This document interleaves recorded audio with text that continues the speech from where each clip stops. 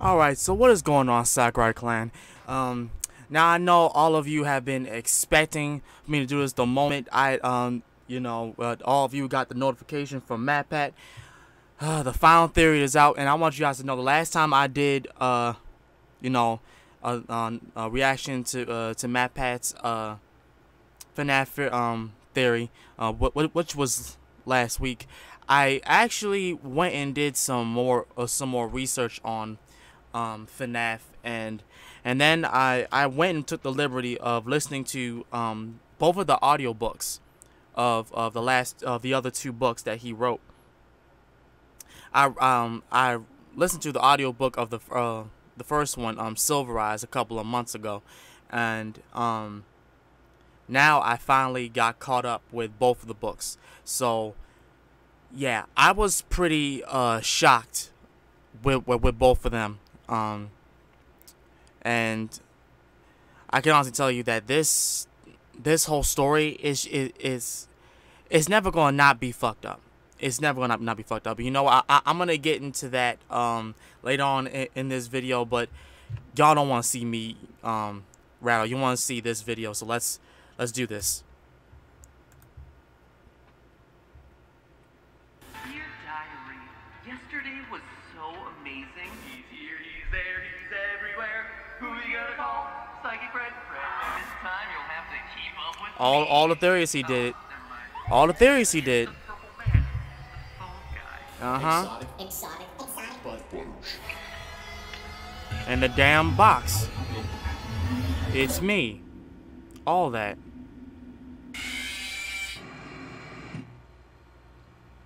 Hello, Internet! Welcome to Game Theory, where, before we close the book on our final FNAF theory, it's time to open the book on new Back to School merch. Oh, Lord. Hey, like, we got some popular FNAF, stuff. Even though this is part 2 of the timeline, we've still got a lot to cover, so alright, let's go. Let's just jump into it. When last we left things, we covered everything up through the second Freddy Fazbear's Pizzeria location. Things like why the missing children's incident must be the first event of the timeline, the identity of Golden Freddy, why Circus Baby's Pizza World has to come earlier in the timeline than most people expect, and a quick review over how Michael Afton is the crying child from FNAF 4. But all of that left us with a big question. If Michael Afton is the crying child who gets himself bid, then how is he able to come back later in the timeline for games like Sister Location and Pizzeria? How's that possible? Well, this is where the books once again come in to give us the solution that no one predicted. You see, at the end of FNAF 4, we get the lines, "We are still your friends." Do you still believe that? I will put you back together. We've never actually established who speaks those words. Ultimately, the best guess that we had was the puppet. But here's the thing, it can't be the puppet. Based on this, my final and best timeline of events, William hasn't killed Henry's daughter yet. The puppet isn't possessed yet. Instead, that line is more likely coming from William. It's him making a fateful promise to his dead son. I will put you back together. The thing is, he takes that promise a lot more literally than any of us would have ever suspected. He is literally promising to physically put his son back together as a robot. And we know from the final FNAF novel, The Fourth Closet, that William in that story is obsessed with bringing life to these machines. And even more importantly, we know that in Scott's vision of this world, robots who think they're human and don't realize that they're robots is a real thing. A huge twist at the end of the final FNAF novel is that the main character, Charlie, Henry's daughter, is actually revealed to be one of these sorts of robots. And not just an AI. Single robot, mind you. Charlie is one in a series of 4 robots. That's what the title of the book is referencing. She was kidnapped and killed by Afton as a 3-year-old girl, and in his grief over losing his daughter, Henry built 4 robotic versions of her, each one slightly older than the last, implanting each version with memories so that she could grow up just like a normal kid. Quote, Charlie would be a baby, then a little girl, and then a sulky teenager, then at last she would be a woman. She would be finished. Perfect. End quote. It's weird, definitely, and it opens up a whole heck of a lot of plot holes in the novel, but I honestly think that this might be what happens to Michael Afton in the game. Clearly, he dies during the bite of 83. The survival it makes the most sense this over and over and over again. That is locked in. But Michael is literally rebuilt by Afton, put back together, by William. The books allude to it, it fits with the timeline, and most importantly of all, it explains why he doesn't die after getting scooped in sister location. I should be dead, but I'm not. Why his memory is so foggy throughout the survival logbook, but most importantly of all, why he can only die through fire. Have you ever stopped to consider that? Michael Afton lives through getting himself scooped at the end of Sister Location, but passes on just like all the other animatronics at the end of FNAF 6, when the remnant in his body is burned away. Remember, based on our timeline, William Afton has already seen his daughter die in Circus Baby, and has also probably seen that her spirit possesses the suit. So he knows it's possible for a living spirit to be inside these robots. It actually might be why he sends Michael down to explore Sister Location in the first place. Father, it's me, Michael. I did it. I put her back together, just like you asked me to.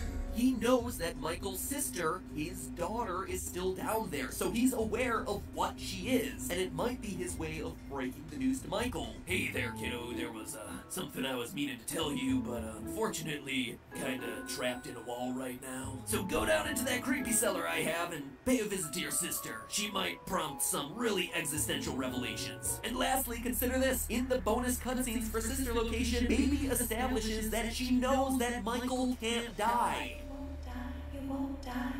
Oh, that is Baby. Okay. So she might just recognize that they're one and the same. This insane sounding theory, and trust me, I recognize that it sounds completely bonkers. It's not. It makes sense. Into the mystery of the FNAF 4 box. What's in it? It might actually be Michael Afton's body. Yeah. Remember how I just said that in the fourth closet, the main character was actually the third in a series of 4 robots? Right. Well, she almost gets herself killed at the end of book 2, and is discovered midway through book 3, locked in a box that sounds very similar to the one that appears at the end of FNAF 4. Yeah. Quote, John moved to a large green chest, the paint almost entirely worn off. There was no lock. John knelt beside it, found the handle, and heaved it open, then shuddered. It's Charlie, he said hoarsely. In the chest. She was locked in a box. That's insane. She was locked in a box. Who knows for how long? Days? Months? End quote. I actually know how long she was trapped in the box. It was 6 months. So anyway, is this definitive proof of what's in the box and that Michael Afton is a robot? No. But it's definitely circumstantial evidence. And think about this. Remember that Scott kept the box locked because he was worried that the fan base wouldn't accept the answer to what was inside of it. Right. Well, can you blame him? If he kept a broken robot kid inside of the box, that would probably upset a few people, because at this point in the series, it would literally come out of nowhere. Up to FNAF 4, this was just the story of a creepy, haunted animatronic pizzeria. Nothing about robot kids or anything like that. The last stretch of this series just went into some weird directions.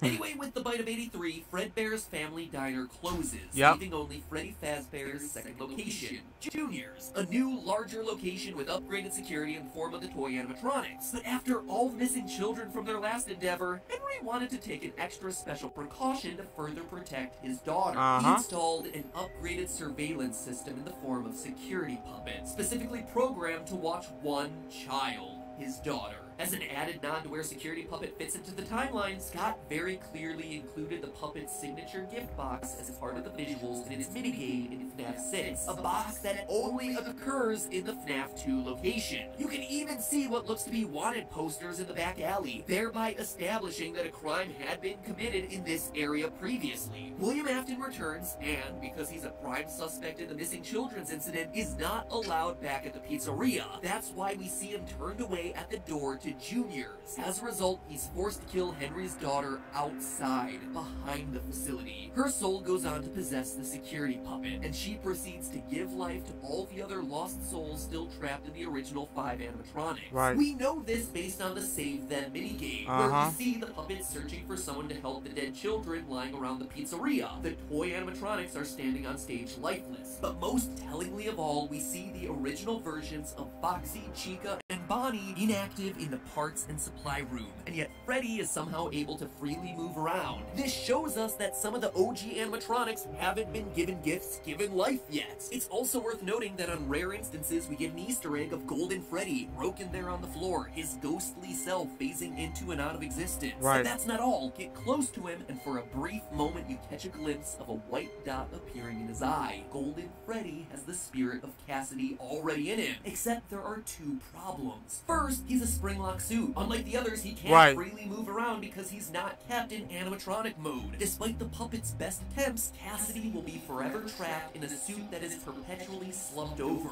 But secondly, the yellow Golden Freddy suit is being kept, like we saw, in the FNAF 4 location. Hence why in FNAF 2 and then onward in the series, he's forced to remain as just a spirit. Afton continues to sneak into the pizzeria disguised as a security guard, using his signature spring-lock suit and crank to kill kids. This prompts the animatronics to get angry and attack anyone in a security guard uniform. As we see throughout the FNAF novels, and as the puppet reinforces in Ultimate Custom Night, The others are like animals, but I am very aware. so they're not rationally thinking, which results in Night Guard turned Day Guard Jeremy Fitzgerald getting his frontal lobe bit in an event known as the Bite of 87, and henceforth animatronics are no longer allowed to free roam in the restaurants. In total, another 5 children die in the FNAF 2 location, again shown through the Save Them minigame, before the place is shut down and the toy animatronics get scrapped, since, let's be honest, they were all kind of crap at their job anyway. But more importantly, it's at this point that Afton realizes the power of children's souls. It's here where he first sees the animatronics moving freely, possessed by the spirits of the dead children and activated by the puppets. And here, through the end of the series, his mission changes. He's no longer just killing kids. He's now looking to actively harness that power for himself so he can be immortal. Yes. Thank you. I was getting ready to say that. You killed them. They died in the suits. Their bodies were bound inside along with their souls. The spirit follows the flesh, it would seem, and also the pain. If I wish to become my own immortal creation, my body must lead my spirit to its eternal home. He wants to be eternal. So when the withered animatronics get sent back to the FNAF 1 location for storage and the possible reopening of the pizzeria, William tracks them back to dismantle them and discover their power. This leads to the cutscenes from FNAF 3, where William systematically lures the original animatronics to the back safe room one by one, only to dismantle them. Before, these cutscenes seemed super random. It just seemed like him trying to get rid of the animatronics for reasons. But now, thanks to the novels, we actually know why he did it, to dissect the robots and experiment on them. And it's these experiments that end up producing the Funtime animatronics. Right. One big lingering question mark of the series was the nature of the Funtime animatronics deep underground during Sister Location. How were they alive? Were they possessed by more dead kids? Well, we finally have our answer there, courtesy of Candy Cadet and the Fourth Closet. Now, back in FNAF 6, Candy Cadet's stories were a bit of a mystery. Each one had to do with 5 things becoming one thing. 5 keys melted together, 5 orphans sewn together to fit into one coffin, 5 kittens sacrificed and then combined to fit into one shoebox. It seemed like it was referring to Ennard, the amalgamation of all the other animatronic parts, but the math was always kinda wonky. Ennard consisted of Baby, Ballora, Funtime Freddy, and Funtime Foxy, which is just 4 animatronics. Maybe if you squinted at it, you would include the Bonnie puppet, but that seemed like a stretch. And as a result, we just weren't quite sure what was going on with those stories. Right. Luckily, the release of the Fourth Closet has cleared this mystery up. Quote, a single figure stood still amongst the chaos, out of phase with the surroundings. At first, it seemed to be a man bent over a table, but as Carlton's head throbbed with waves of confusion, the man became a yellow rabbit, not standing over a table, but over 5 children, tied together as one. He knew exactly what he was looking at. The endoskeletons of the original Freddy's animatronics, welded and melted together, mobile and featureless, and still inhabited by the spirits of the children who had been murdered inside of them so many years ago. Still filled with life and motion and thought, all trapped, all in terrible pain. End quote. So in the FNAF 3 cutscenes, we see William dismantle the animatronics. From there, he melts down their endoskeletons to discover the secret of their everlasting life. He then uses this molten spirit metal, Remnant, to infuse life into his new creations, the Funtime animatronics. Quote again, the table's surface was glowing orange and the hot metal hissed. William took a syringe from the woman's hand and thrust it into the squirming thing forcefully. He drew the plunger up, holding the needle steady as the syringe filled with molten substance. He staggered back toward the bear. The man again pried open the heavy chest plate of the standing, broken bear, then carefully inserted the syringe he held directly into the chest cavity and began to press the plunger down. What this and the Candy Cadet stories tell us is that the Funtimes weren't just possessed by new kids, they were created from the remnant of the original 5. Fused together into one chaotic, confused, spiritual mess. Like Ennard said from his original teaser for Sister Location, there's a piece of me in every body. From those experiments, William is able to open Circus Baby's entertainment and rentals. It's fucking sick, but it makes the most sense. He brings life to animatronics specifically designed to lure and trap kids so he can have more test subjects for his experiments. He then rents the robots out to special events and other locations. Why isn't there a Funtime Chica in Sister Location? Simply because she's rented out. We see this hidden in the source code to Scott's website around the time of Sister Location's release. Chica's Party World is a separate location, a client of Afton Robotics, and as such, she's not being kept underground with the rest of them. That's why she's gone, only to then reappear in FNAF 6 and Custom Night. But there was one thing that William Afton didn't anticipate in all his plans: the spirits of the children wanting revenge. Now that they were freed from their animatronic prisons, they corner William in the safe room of the first Freddy Fazbear's restaurant, forcing him to hide out in the Golden Bonnie suit, which snaps shut, almost killing him, but not quite. It just transforms him into Springtrap. The restaurant seals the safe room and everything inside to escape liability. Previously mentioned safe rooms are being sealed at most locations. To me, this seems like the actions of Henry. Who else would seal a bloody, living body in a hidden room in a pizzeria? Henry seems like the best bet, but we can't know for sure. Regardless, Afton is locked back there until the year 2023 when Fazbear Fright opens. The phone dude discovers the hidden room and sets Afton, now Springtrap, loose once more.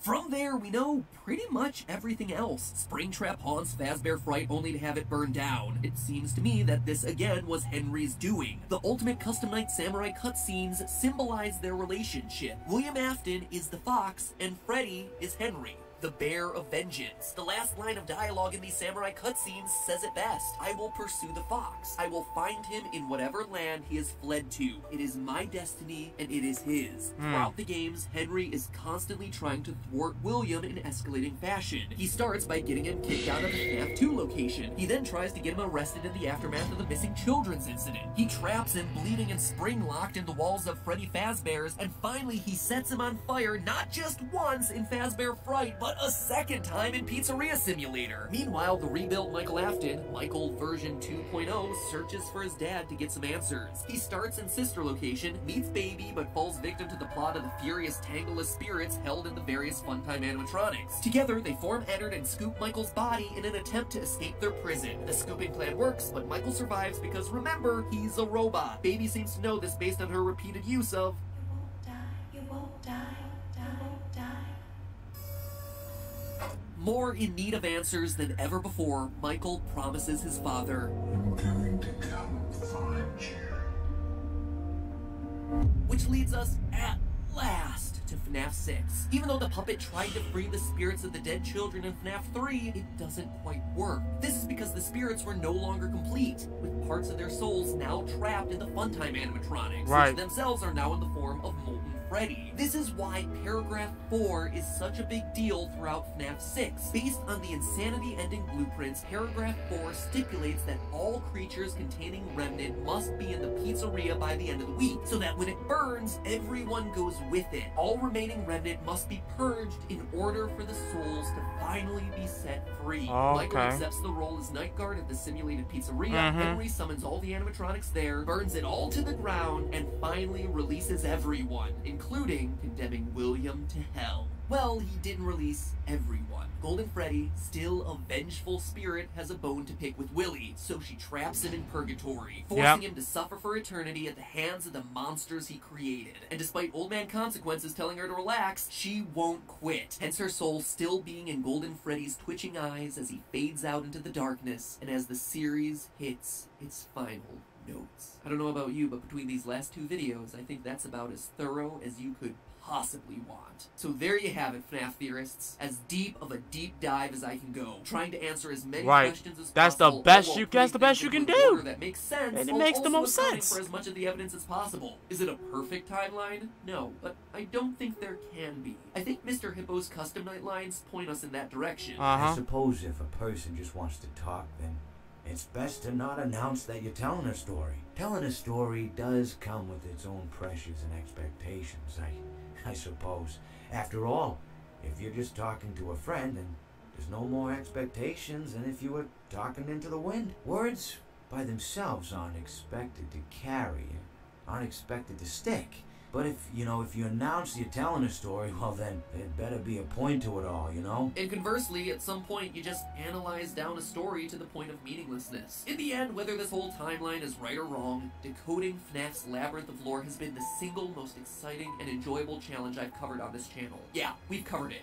A lot. A bit more than I would have liked, quite honestly, but for good reason. Few games give their story this much thought, and even fewer games tell their stories in such a compelling, mysterious way. I've said this for a while now, but FNAF is the perfect modern game. It's cheap, if not free, so anyone can play it. The mechanics are simple, it's fun to watch other people play it. Like right And it seeds in Easter eggs that get other people talking online. Oh yeah. 4 years later, and still, only a handful of indie games and practically zero AAA games have followed in its footsteps, despite FNAF's massive success. And that, perhaps, is the single greatest and saddest mystery of them all. Right. If this truly is the end, thanks God for an incredible ride and providing a game that has forever changed my life and this channel. But hey, that's just a theory. FNAF 7. Game theory. Thank you for watching every single one of these videos. You're welcome, Now that the FNAF mystery is solved, go out and solve my merch mystery. I'm not going to be doing a theory on this one. Alright. Well, I think that concludes the entire lore about FNAF from the very beginning to the very end. From the books to the games and all that. And I'm going to agree with MatPat. Like, there are very few video games that, have that type of story. And it's so compelling, so detailed to tell, and because it's so detailed, it pulls you in to figure out as to what's going on. Like, that's why it's doing so good. That's why people are still talking about FNAF, Five Nights at Freddy's, because the story is so damn good, and yet it's so doggone sad, because here you have an individual who grows up being very antisocial, being very unwanted by people, because he's so, what's the word I'm looking for? There was a word that was in this article that I was writing about why William Afton was going around killing these kids and doing experiments and whatnot, and they had a word for him, but he was very, he was just out of place. But the only friend that he had was Henry, which is why he was so obsessed with his designs, with his creations. Henry created all that first. He created Baby, and then we find out in the books that because of William killing his of Henry's kid, Henry goes into like a depressive state and grief where he won't let go of the fact that his daughter is dead. He wasn't there to comfort her when she needed him to be. Literally got killed in the back of a doggone pizzeria. Like that has got to be the most fucked up things that you could ever feel for your own child. Like, how would you feel if you found out somebody just killed your child in the back of a kid's joint? That's honestly fucked up. It really is fucked up when you think about it. So then he goes and tries to recreate her, tries to implant these fake memories into like a robot version of his daughter, all the way from her being a baby to a small child to a teen to a full adult. And then the thing that really made me get up out of my chair and go for a walk after I listened to the end of it was that when John, oh God, I felt so bad for John. I felt so bad for John in that book, The Fourth Closet. Jesus, I would hate to be him. I would honestly hate to be him, because that like that whole time he thought that the girl he loved was real. Turned out that like she wasn't even real to begin with. She was just some doll. And then the real Charlie, the Charlotte Emily, who apparently is her last name, and I don't know if that's Henry's last name, but nevertheless, the real Charlotte, aka Charlie, is in a grave. Died in 1983. Which is just, it's just honestly, it's just crazy. It was an eerie moment that I felt. It was an eerie moment. And I was pissed as hell in the Twisted Ones, because I had thought that Charlie was dead, but come to find out she was never even alive. Fully alive. All because of that little chip that was placed in her body by Henry. Henry created all that first, but William decided to take property rights after Henry committed suicide. And then he went and started doing experiments on shit. Started doing experiments on the children's souls. Turned it into metal, aka remnant. And started putting it in animatronics, trying to figure out how he could become eternal. How he could live forever. Now that's the thing that really just made me upset with William. It's like I'm sorry that I'm going on and I'm rambling, but I just want to get this out. Like, why the fuck would you want to live forever? Why? What the fuck is even out there for you? What's even out there for you? A fake world where a whole bunch of metal animatronics that have parts of children's souls to interact with you? That's what you want? Because by the end of the book, we find out that William, he's not even what he used to be. Like he had to be pried out of the suit, and part of the suit was infused with him. He wasn't even himself anymore. He was just nothing. He wasn't even William. He wasn't Dave. He wasn't even Springtrap. He was just a damn living corpse of nothing. It was just really crazy. And then the whole thing with Elizabeth, like his daughter, it was just so sad. It was all just so sad. And Baby trying to find some reason to live and all that, trying to do something so she could be accepted by William, because she couldn't stand Henry, because she was treated as though she was not real. That like she didn't matter, that she didn't matter to him as much as she liked. And then she found out that she didn't matter at all to William. It was just really sad. And especially with all those kids. And the thing about William's son, Michael, that makes the most goddamn sense. Because yes, he did die. He did die. But he was recreated as a robot. That always makes more sense, because we find out that fucking Henry did the same thing. William did the same thing. So it's honestly not a coincidence. And we all know about Scott. He doesn't do coincidences. So yeah, that makes the most sense. And I, for one, agree with the whole thing inside the box, even though it made sense that the box represented the old pizzeria, the way it was shaped and everything, like a room with no exit, a maze with no prize. I can still see parts of little Michael trapped in locked in that box. I can honestly see that. Because the fourth closet, that just fucked me up. That fucked me all the way up, y'all. Like seriously. Like I was even more pissed at the damn characters because they were doing stupid stuff throughout the entire chapters. Like they were getting caught over some dumb stuff. But other than that, I digress. I'm gonna end this video right now, and I hope you guys enjoyed it. If you guys did, please make sure to like, comment, and subscribe. Share this video with like Twitter, Facebook, Instagram, as such. This has been the real Sakurai, and this has been a wild ride with FNAF, Five Nights at Freddy's, and I don't know what else Scott's gonna make, but hey, I know it's gonna be interesting. Till then, guys, peace.